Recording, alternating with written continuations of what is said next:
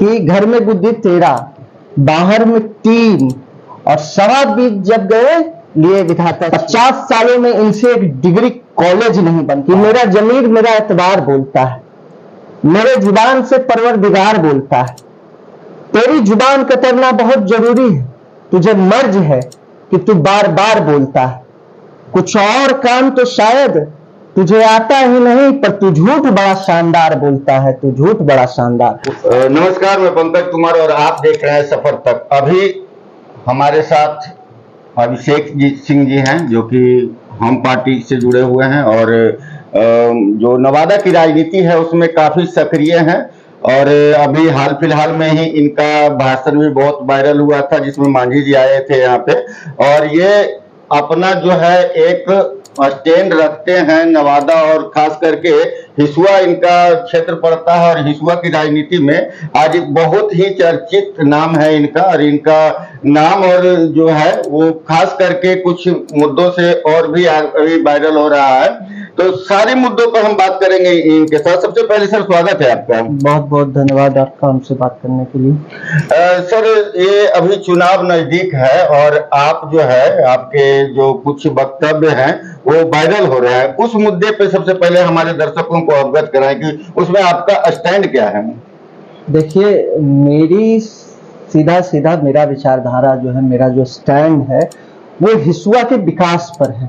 मैं हिसुआ का बेटा हूं और हिसुआ की जो दुर्दशा है, जो पीड़ा है, हिसुआ के लोगों के जो कष्ट है, उनको लेकर मैं मुखर हूं। और इसी से जुड़े हुए वीडियो जो है, जैसा आप चर्चा कर रहे हैं, इसी से जुड़े हुए वीडियो जो है लोग पसंद कर रहे हैं, लोग देख रहे हैं, और आपने भी शायद वही वीडियो देखा होगा।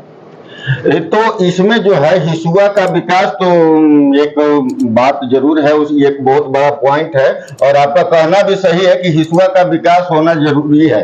और यहाँ तक कि अभी तक के जो भी आजादी के बाद से जितने भी विधायक रहे हैं या फिर और भी नेता रहे या सांसद का भी योगदान है वो नगण्य के बराबर है। इस पे आपका क्या, इसमें किसका दोष देना चाहेंगे? देखिए, मैं हमेशा एक बात करता हूं कि हिसुआ के विधायकों की स्थिति ठीक वैसे ही हमारे यहाँ कहा जाता है कि घर में बुद्धि 13, बाहर में 3 और 20.25 जब गए लिए विधाता छीन। तो हिसुआ के विधायकों की वही स्थिति है। उनके पास चुनाव लड़ने से पहले बुद्धि रहता है 13, चुनाव जीतने के बाद बुद्धि बचता है 3, और विधानसभा पहुंचते हैं उनकी सारी बुद्धि विधाता लेते हैं छीन। आप हिसुआ की जो स्थिति है आप देख सकते हैं। हिसुआ में पिछले 50 साल से, मैं 50 साल के बाद शत्रुघ्न बाबू के बाद का जो टेन्योर है उस पर मेरा खास मेरी पीड़ा है, खास मेरा कष्ट है कि 50 सालों में जो वर्तमान में विधायिका हैं, उनसे पहले जो पूर्व विधायक थे और वर्तमान विधायिका के ससुर जी जो थे, 50 सालों में इनसे एक डिग्री कॉलेज नहीं बन पाया। आप टीएस कॉलेज एकमात्र डिग्री कॉलेज है पूरे हिसुआ विधानसभा में, उसके बाद इनसे एक डिग्री कॉलेज कहीं पर नहीं बन पाया। जो खुद को स्वघोषित विकास पुरुष है, हमारे चचा है, हमारे चचा जी अकबरपुर प्रखंड से आते हैं, आपको भी पता होगा। इस जिले का सबसे बड़ा प्रखंड है अकबरपुर, हिसुआ विधानसभा में आता है। एक डिग्री कॉलेज वहां नहीं है। और जो हमारे चचा के ही प्रखंड में फतेहपुर है, आपको जानकारी होनी चाहिए, फतेहपुर में एक रेफरल हॉस्पिटल का बिल्डिंग जो है बनकर सालों से, दशकों से बनकर पड़ा हुआ, आज तक उसमें डॉक्टर नहीं बैठा। उस समय बिंदेश्वरी दुबे जी मुख्यमंत्री होते थे और अकबरपुर उस समय नवादा विधानसभा में आता था। 2010 के परिसीमन के पहले की ये बात है। तो उस समय बिंदेश्वरी दुबे द्वारा जो है उसका शिलान्यास किया गया था, बिल्डिंग भी बन गया, लेकिन आज तक उसमें एक डॉक्टर नहीं बैठ पाया और हमारे चचा इसमें सक्षम भी नहीं हो पाए कि उसमें एक डॉक्टर बैठा सके।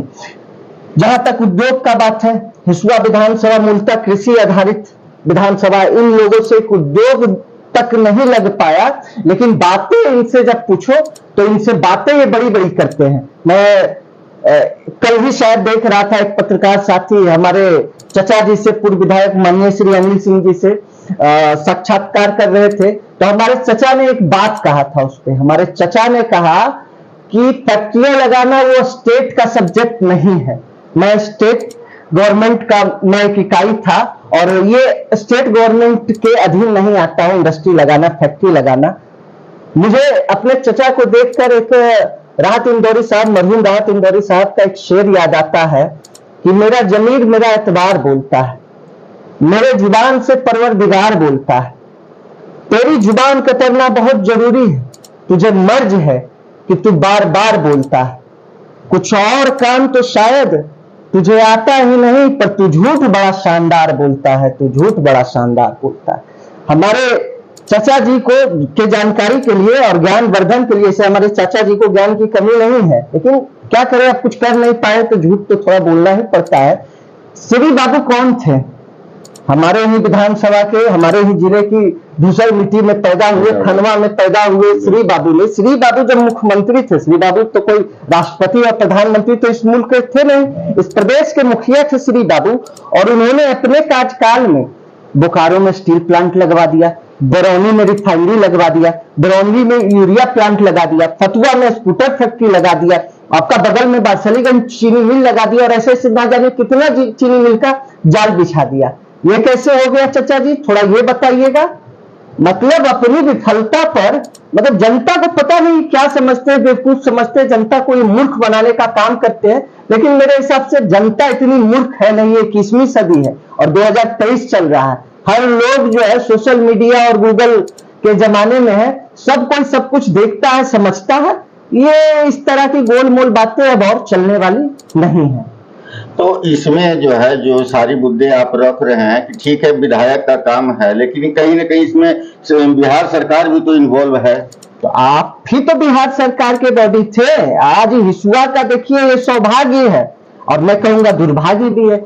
आप देखिए, जब तक अनिल बाबू विधायक थे हिसुआ में, बिहार में उनकी सरकार थी। आज माननीय नीतू देवी जी विधायिका है, आज उनकी सरकार है। आदित्य बाबू जब विधायक थे तो उससे पहले उनकी सरकार थी। फिर भी ये लोग मुख्यमंत्री के पास हिसुआ की समस्या को लेकर कौन जाएगा?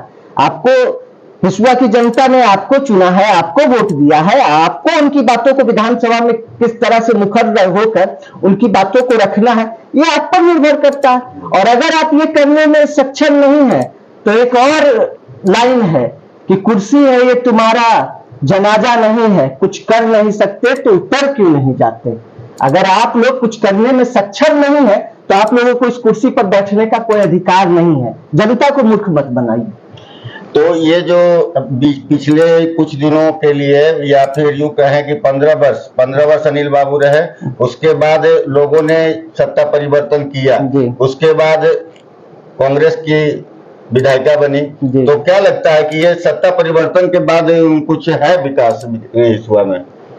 देखिए, मैं हमेशा कहता हूं, भैया और भौजी के इस खेल से हिसुआ की जनता त्रस्त है, परेशान है। हिसुआ की जनता विकल्प के अभाव में, आप किसी भी हिसुआ वासी से पूछिएगा, सबके हृदय की बस एक ही पीड़ा है। सब विकल्प के अभाव में ये भैया और भौजी का खेल जो है हिसुआ की जनता झेल रही है। आप वर्तमान विधायिका भी हैं, इनके भी कृत्य से पूरा जिला, पूरा विधानसभा वाकिफ है। इनके ससुर जी भी 25 साल विधायक रहे, ये भी जिला परिषद की अध्यक्षा रही और अकबरपुर से ही जिला परिषद की सदस्य बनकर ये जिला परिषद की अध्यक्षा बनी थी। इन्होंने अकबरपुर के लिए क्या किया, इन्होंने नरहट के लिए क्या किया, इन्होंने हिसुआ के लिए क्या किया, ये किसी से छुपा हुआ नहीं है। हिसुआ का एक बड़ा मुद्दा है अनुमंडल का। आज तक हिसुआ में ना जाने इस अनुमंडल के मुद्दे पर कितने लोग सवार होकर विधायक और विधानसभा पहुंच गए, लेकिन आज तक इस मुद्दे का आप कोई नाम लेवा नहीं है। लोगों के मुंह से भूल कर भी अनुमंडल शब्द आप नहीं सुनिएगा। और जो कहते हैं कि हमने यह किया हुआ किया, आप फुलवरिया डैम से रजौली के नरहट तक एक नहर का निर्माण हुआ था, नहर तो खुद गई, आज तक इन लोगों से उस नहर में पानी नहीं आ पाया है। तो ये लोग कुछ भी नहीं कर सकते हैं, ये लोग बस मजा ले रहे हैं, पेंशन ले रहे हैं, वेतन ले रहे हैं, तमाम तरह की सुख सुविधा ले रहे हैं, फॉर्च्यूनर और इंडेवर से घूम रहे हैं। इन लोगों को जनता से, उनकी समस्या से इन लोगों को कुछ भी लेना देना नहीं है।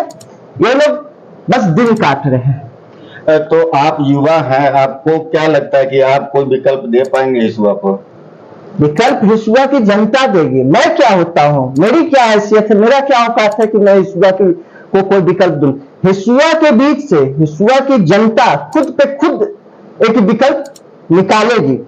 देखिए, कोई भी मिट्टी बहुत ज्यादा दिन तक बंजर नहीं रह सकती है, कभी ना कभी उस पर फसल लहलहाएगी। हिसुआ को भी विकास मिलेगा और विकास पुरुष भी मिलेगा। हिसुआ के लोगों को बहुत जल्द अपने बीच से हिसुआ के लोग एक विकल्प को अपने बीच से निकालेंगे और वो हिसुआ का कल्याण करेगा। अगर हिसुआ की जनता हमें वो आदेश देगी कि अभिषेक तुम्हें ही विकास करना है, तुम ही कर सकते हो, तो हम आगे आएंगे। अगर हिसुआ की जनता आपको कहेगी कि नहीं आप कर सकते हैं, तो अभिषेक सिंह आपके पीछे खड़ा आपको मिलेगा। मेरा ध्येय विधायक सांसद बनना नहीं है, मेरा ध्येय हिसुआ का विकास करना है। जो हिसुआ आज आजादी के 77 साल बाद भी जो मूलभूत सुविधाओं के लिए शिक्षा, स्वास्थ्य, इन लोगों के से मरहूम है, इन चीजों से मरहूम है। मेरी लड़ाई उसके लिए है, मेरी किसी से कोई व्यक्तिगत लड़ाई नहीं है, मेरी मुद्दों की, मेरे सिद्धांतों की लड़ाई है।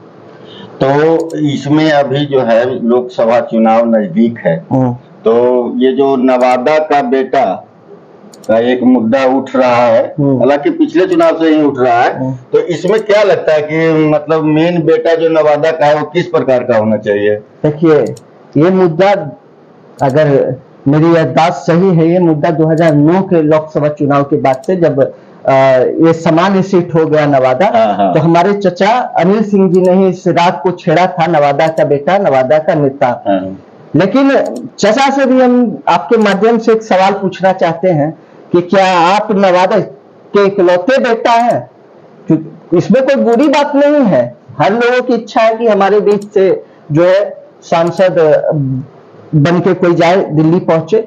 लेकिन 2009 में जब इनकी पार्टी ने टिकट नहीं दिया, तो नवादा के कई बेटे चुनाव लड़ रहे थे, चाहे बारसलीगंज के अखिलेश सिंह जी लड़ रहे हो, सरदार जी ने हम लोग प्यार से बोलते हैं, चाहे राजवल्लभ जी लड़ रहे हो, चाहे कौशल जी लड़ रहे हो। इन्होंने किस नवादा के बेटे का साथ दिया? अब कहेंगे कि अखिलेश सरदार जी हमारे पार्टी के नहीं थे, तो सूरजभान सिंह की पत्नी भी आपकी पार्टी की नहीं थे चाचा जी?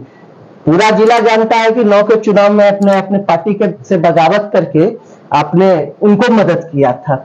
आप चले आइए 14 में भी कई नवादा के बेटे लड़ रहे थे, 19 में भी नवादा के बेटे चुनाव लड़ रहे थे, बहु चुनाव लड़ रही थी, आप उनको मदद करते। ये क्या मतलब हुआ कि नवादा का बेटा तो नवादा के हम इकलौते बेटे रहे? तो मतलब ये तो आप स्वार्थी हैं, आप अपने लिए इस तरह का नारा करते हैं, इस तरह का नारा का कोई मतलब नहीं है। तो अभी जो मौसम जो है चुनाव का, या यूं कहिए कि ये बरसात है, चुनावी बरसात का है, और इसमें बहुत तरह के नेता जो है उभर कर आ रहे हैं, तो इसमें आप किनके पक्ष में, आपके हिसाब से कौन बढ़िया नेता होना चाहिए यहाँ के लिए? देखिए, हम आदरणीय जीतन राम मांझी जी और मेरे नेता संतोष मांझी जी का मैं एक सिपाही हूँ, और हम लोग एनडीए गठबंधन में। हाँ, हमारा दावा इस सीट पर जरूर है, इसके लिए हमने 6 अगस्त को एक रैली भी हमारी पार्टी ने आयोजित किया था।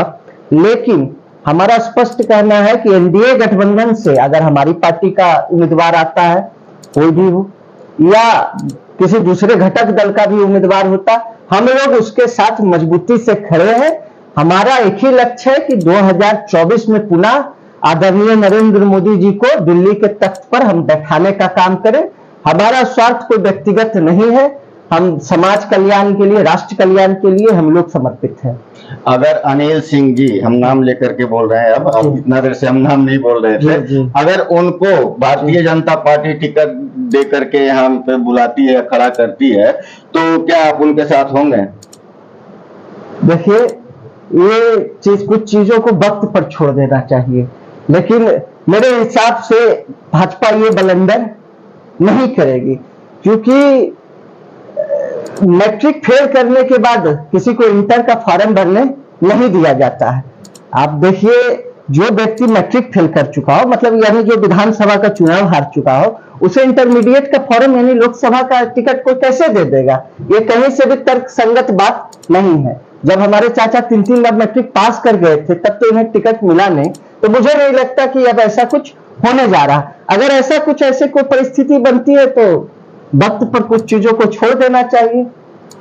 और आपकी पार्टी का क्या स्टैंड है? आप लोग मजबूती से खड़े हैं कि नवादा हमें मिलना चाहिए? हमारी पार्टी पूरी मजबूती से, हमारे नेता लगातार इसके लिए जो है दबाव बनाए हुए हैं। और जब एनडीए के शीर्ष नेतृत्व, जो भी हर पार्टी के शीर्ष नेता है, जब एक साथ बैठेंगे तो ये चीजें सुलझा ली जाएगी किसको कौन सी सीट मिलेगी। नवादा सीट पर हमारा दावा इसलिए मजबूत है क्योंकि नवादा मगध का हिस्सा है और हमारी पार्टी और हमारे नेता का मगध में एक खास प्रभाव है, खास जनाधार है। और हमारे पार्टी का जो कोर वोटर है उसकी संख्या नवादा में बहुतायत में है, लगभग 2.25 लाख उसकी संख्या है। और आदरणीय जीतन राम मांझी को दूसरे समाज के लोग भी चाहते हैं, मानते हैं, क्योंकि वो सर्व समाज की आवाज है।